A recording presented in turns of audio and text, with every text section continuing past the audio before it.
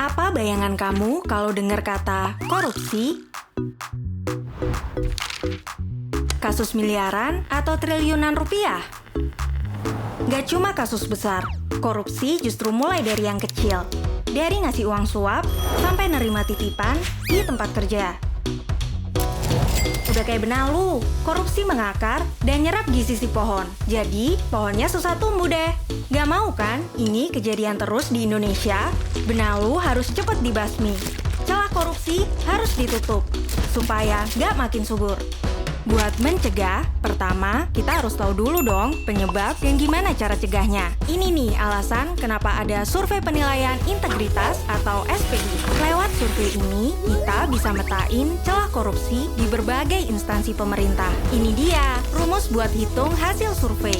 Tenang aja, kita nggak bakal bahas rumus ini kok. Kita pakai perumpamaan aja biar simple ya. Coba bayangin, untuk tahu cara nanganin benalu, kita nanya nih ke 3 tipe orang. Yang ngurusin kebun, yang nikmatin hasilnya, sama ahli benalu.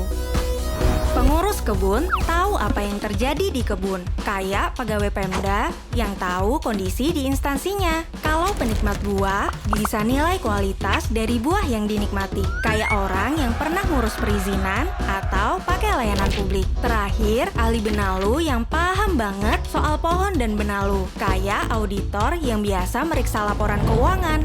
Kira-kira gini proses surveinya. KPK kerja bareng unit pengawas di instansi pemerintah untuk ngumpulin data responden. Terus, KPK pilih responden secara random dan anonim dari 3 kategori yang disebut tadi. Responden ini akan dikasih link untuk isi survei. Hasilnya, keluar deh rekomendasi KPK. Contoh rekomendasi itu kayak pengawasan pada saat promosi jabatan atau ngeluarin izin, biar nggak ada yang masukin kepentingan pribadi. Terus nih, ada 7 aspek yang dinilai di survei, dari transparansi sampai sosialisasi anti korupsi. Tenang aja, semua data SPI yang diisi oleh responden itu dilindungi undang-undang, jadi rahasia dan aman. Hasil survei ini nantinya buat tahu celah korupsi di tiap instansi pemerintah. Dengan nutupin celahnya, percaya deh, perlahan kita bisa kurangin korupsi sampai nggak bersisa. Dengan begini, kita bisa merawat Indonesia untuk tumbuh dengan baik. Ingat, semua orang bisa jadi korban korupsi tanpa disadari. Tapi, semua juga bisa berperan untuk nutup peluang korupsi. Yuk, berani mengisi, habisi korupsi.